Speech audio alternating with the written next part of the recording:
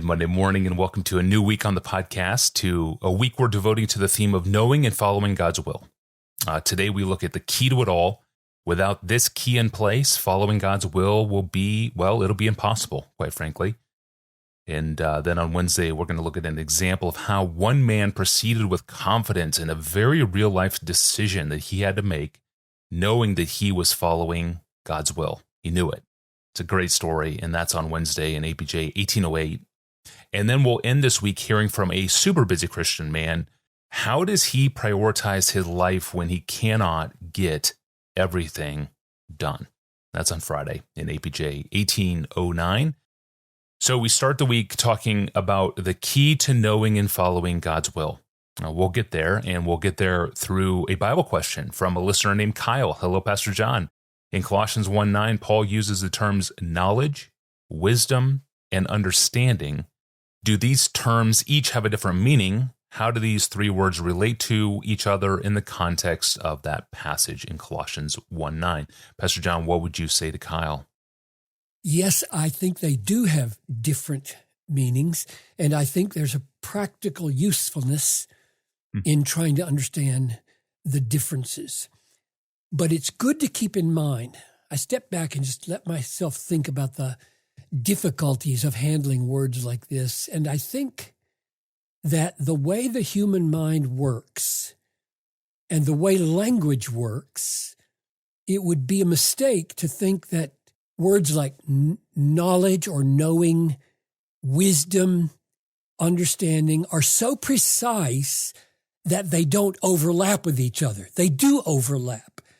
The borders between words like knowledge and wisdom and understanding are not like walls, and not like fences that are real nice and clear and precise with one field on one side, one field on the other. They're more like the space where the fresh water of a river flows into the salt sea. and you can't draw a line between fresh water and salt water, but everybody knows there's a huge difference between fresh water and salt water. Words that refer to processes of knowing and words that refer to processes of feeling are inevitably more flexible and more imprecise than words that refer to objects like dog or daffodil or peach. Acts of knowing and feeling are not like a dog or daffodil or a peach. You can't see them. You can't touch them. You can't hear them. You can't smell them. You can't draw them. How would you draw wisdom? How would you draw understanding? You can't point to them with your finger. They're a peculiar kind of reality. And so when language tries to capture them or give expression to that peculiar kind of reality, we have to leave room for some overlap in meaning. So that's a preface to how difficult it is sometimes to do what Kyle is asking me to do. Colossians 1:9 says, "From the day we heard, we have not ceased to pray for you, asking that you may be filled with the knowledge," so that's the first word, the knowledge, epignosin in Greek, "of his will in all spiritual wisdom," second word, Sophia, "and understanding," sunesis, sometimes translated insight. So three words, knowledge, wisdom, insight, "so as to walk in a manner worthy of the Lord, fully pleasing to him, bearing fruit in every good work and increasing in," and then he returns to, "the knowledge of God," same word, epignosis. So Paul starts by praying that they would be filled with the knowledge of God's will, and he ends that prayer by praying that they would go on increasing in the knowledge of God himself. And I think in Paul's mind, knowing God increasingly and knowing God's will increasingly are part of the same experience of knowing. Because to know somebody, when you think about it, to know somebody is to know what they love, know what they hate, know what they desire, know what they will. That's what it means to know them. But to really grasp what Paul means by knowing God, which I think we must do here at the outset, it helps to look at Romans 1:18 to 23, where Paul talks about people who are outside Christ and yet have some kind of knowing of God. It says, by their unrighteousness, they suppress the truth. For what can be known about God is plain to them because God has shown it to them. For his invisible attributes, namely his eternal power and divine nature, have been clearly perceived ever since the creation of the world in the things that have been made. So they are without excuse for all that. This is the amazing part. Although they knew God. It's an amazing statement. Although they knew God, every human being outside Christ, although they knew God, they did not honor him as God or give thanks to him. So there is a kind of knowing God that is absolutely useless. Indeed, worse than useless. It makes you guilty. It takes away your excuse. This is not the kind of knowing God or knowing his will that Paul is praying for in Colossians 1:9. That's not what he's praying for. So the question is, what's missing? Yeah. What's the difference between the knowing God and knowing his will that he's praying for and the knowing that will only get you damned?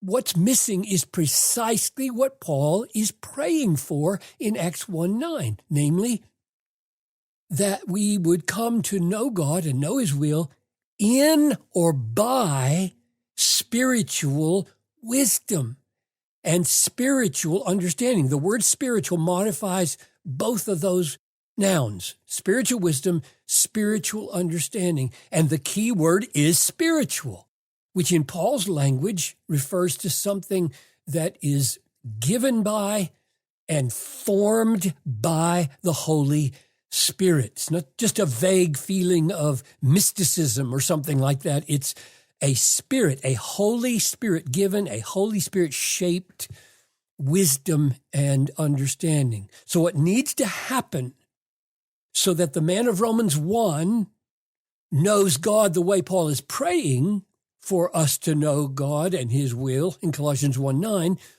is for the Holy Spirit to take away his blindness to the greatness and the beauty and worth of God. And we can watch this happen in 2 Corinthians 4:6, where Paul says, God, who said, let light shine out of darkness, has shone in our hearts to give the light of the knowledge of the glory of God in the face of Jesus Christ. So the formerly blind man of Romans 1 now sees God as glorious.